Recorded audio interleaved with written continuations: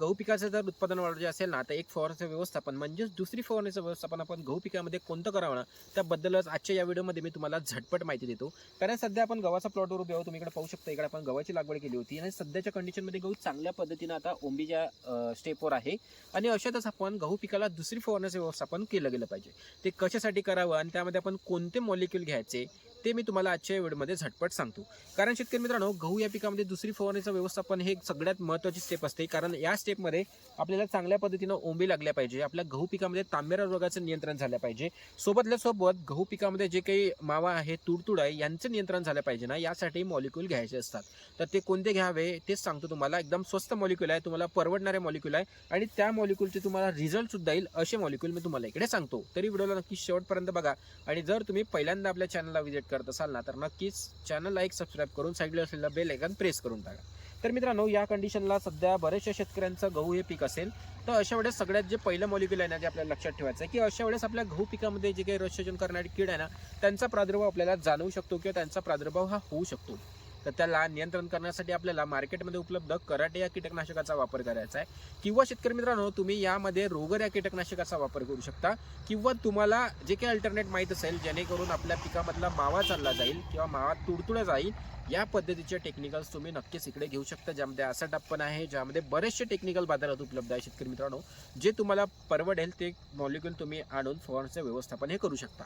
दुसरी महत्त्वाची समस्या आपल्या गहू या पिकामध्ये येत असते, तुम्हाला दाखवतो शेतकरी मित्रांनो. इथे तुम्ही इकडे पहा जवळ, तर अशा पद्धतीचे आपल्या गहू पिकाचे पानं आपल्याला झालेले पाहायला मिळतात. अशा पद्धतीचे आपल्या गहू या पिकामध्ये पानं झालेले पाहायला मिळतात. यालाच आपण तांबेरा रोग म्हणू शकतो. कारण त्यांना माहितीच असेल की तांबेरा रोगाचा प्रादुर्भाव झाला ना, तर आपलं गव्हाचं उत्पन्न इनडायरेक्टली कमी होत असतं. तर याचं नियंत्रण करण्यासाठी आपल्याला काय करायचं आहे ना, चांगल्या एखाद्या बुरशीनाशकाचा वापर करायचा आहे, जे सिस्टमिक बुरशीनाशक आहे. सिस्टमिक आणि कॉन्टॅक्ट काय असते याचा व्हिडिओ मी अपलोड केलेला आहे, तुम्ही पाहिला नसेल तर जाऊन पाहून घ्या. कारण यामुळे सुद्धा आपल्याला नक्कीच आपलं आर्थिक गणित बिघाडू शकते आणि आपल्याला म्हणावे तसे रिझल्ट येत नाही. म्हणून सिस्टमिक आणि कॉन्टॅक्ट हे सुद्धा एक महत्त्वाचं आहे. तर यामध्ये तुम्हाला सिस्टमिक बुरशीनाशकाचा वापर करायचा आहे आणि चांगल्या पद्धतीने आपल्या गहू या पिकामध्ये बुरशीनाशकाची फवारणी करून घ्यायची. बुरशीनाशकामध्ये सिस्टमिकमध्ये जे काही बुरशीनाशक मार्केटमध्ये अवेलेबल आहे ना, त्यापैकी कोणते एकाचा वापर करून चांगल्या पद्धतीने तुम्ही या रोगाला नियंत्रणात आणू शकता. यामध्ये तिसरं एक महत्त्वाचं म्हणजे चांगल्या पद्धतीनं ओंबी याव्या, चांगल्या पद्धतीनं ओंब्यांची ग्रोथ व्हावी, यासाठी तुम्हाला बायोस्टिम्युलंटचा वापर करायचा आहे. त्यामध्ये तुम्ही त्रिदेव या बायोस्टिम्युलंटचा वापर 40 ml प्रतिपंपासाठी करू शकता, जेणेकरून तुम्हाला चांगल्या पद्धतीनं हिरवेगारपणा आपल्या गहू पिकामध्ये पाहायला मिळेल आणि ओंब्यांची संख्या चांगली आली, दाण्यांची संख्या चांगली झाली, तर नक्कीच तुमचं समोरचं उत्पादन हे चांगले.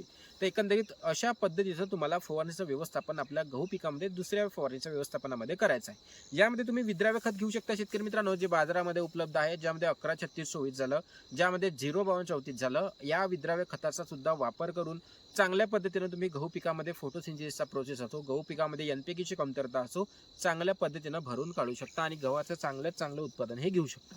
आणि शेतकरी मित्रांनो, हे मॉलिक्यूल एकदम स्वस्त आहे. तुम्ही जे काही तुमच्या बाजारात किंवा तुमच्या एरियामध्ये प्रचलित असेल ना, ते स्वस्त टेक्निकल्स घ्या आणि गहू या पिकामध्ये फवारणी करून टाका.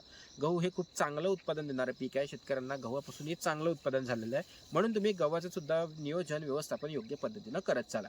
आणि अशाच इन्फॉर्मेटिव्ह माहितीसाठी फॉलो करून टाका आणि हा व्हिडिओ इतर गहू उत्पादक शेतकऱ्यांना शेअर सुद्धा नक्कीच करून टाका. धन्यवाद.